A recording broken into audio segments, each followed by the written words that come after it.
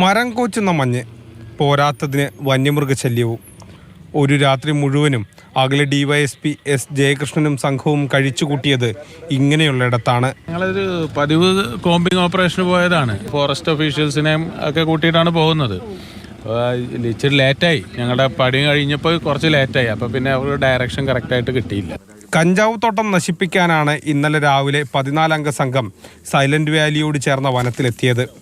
108 കഞ്ചാവ് ചെടികൾ നശിപ്പിച്ച് തിരിച്ചിറങ്ങുമ്പോൾ സംഘത്തിന് വഴിതെറ്റി. കൂട്ടത്തിൽ വനം വകുപ്പിലെ ഉദ്യോഗസ്ഥരുമുണ്ടായിരുന്നു. സംഘത്തിന്റെ പക്കലുണ്ടായിരുന്ന വെള്ളവും ഭക്ഷണവും കഴിഞ്ഞു. ചെങ്കുത്തായ മലയുടെ സമീപത്തെത്തിയപ്പോൾ ഫോണിൽ റേഞ്ച് ലഭിച്ചു. വനം വകുപ്പിനെ വിവരമറിയിച്ചു. ഫോറസ്റ്റിന്റെ RRTക്കാരൊക്കെ ഒരു മണിയോടുകൂടി എത്തി.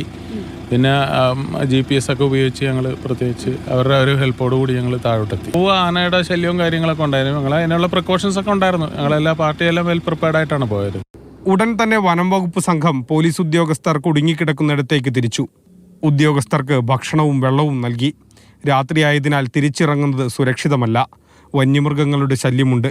ഇതിനാലാണ് റെസ്ക്യൂ രാവിലത്തേക്ക് മാറ്റിയത്. സത്യക്കൽ മല എന്ന് പറഞ്ഞൊരു അവിടുത്തെ നമ്മുടെ മല്ലീശ്വര മുടിയോട് ചേർന്നിട്ടുള്ളൊരു പീക്കുണ്ട്. പീക്കിൻ്റെ താഴ്ഭാഗത്താണ് അവർ പെട്ടുപോയിട്ടുണ്ടായിരുന്നത്. സേഫ്റ്റി ഹാർനസ് എല്ലാം ഉപയോഗിച്ചിട്ട് നമ്മൾ തിരിച്ചെത്തിച്ചു. മാതൃഭൂമി ന്യൂസ്, പാലക്കാട്.